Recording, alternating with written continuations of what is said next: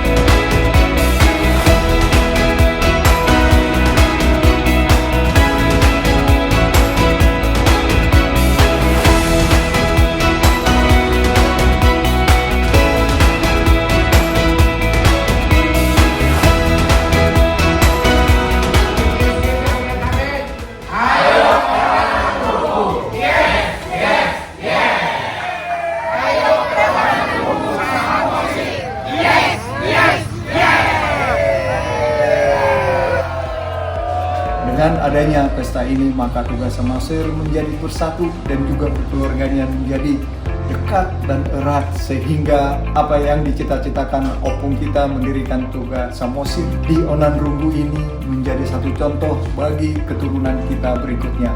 Kami juga sangat apresiasi kepada generasi muda yang telah ikut memberikan sumbangsi untuk acara Pesta Pertanian di Onan Runggu bulan Juni tahun 2026. Ayo kita ke Onan Runggu, Pulau Samosir. Yes, yes, yes.